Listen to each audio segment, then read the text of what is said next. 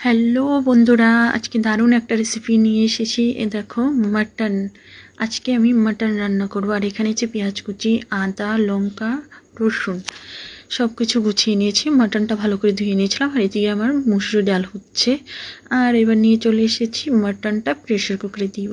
তাই মাটন দিয়ে দিলাম, হলুদ দিয়ে দিলাম, নুন দিয়ে দিলাম, তারপরে 1 গ্লাস জলও দিয়ে দিব।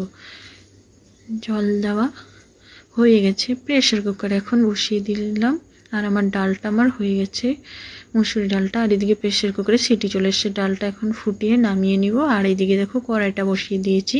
কড়াইয়ের মধ্যে তেল দিয়ে দিলাম, তারপরে শুকনো লঙ্কা, তেজপাতা, গোটা গরম মশলা আর জিরেটা দিয়ে একটু নাড়াচাড়া করে নিব। নাড়াচাড়া করে তারপর আমি পেঁয়াজ কুচিগুলো দিয়ে দিলাম। পেঁয়াজ কুচিগুলো দিয়ে ভালো করে লাল লাল করে ভাজতে হবে। আর এখানে দেখো, প্রেশার কুকার থেকে নামানো মাটনটা।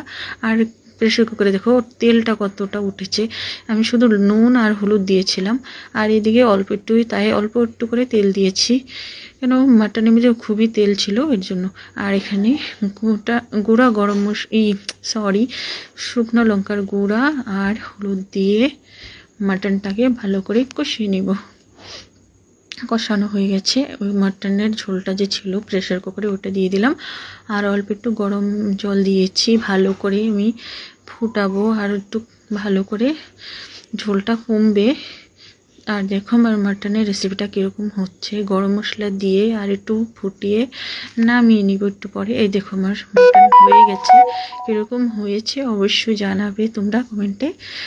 আর সবাই ভালো থেকে সুস্থ থেকো। টাটা।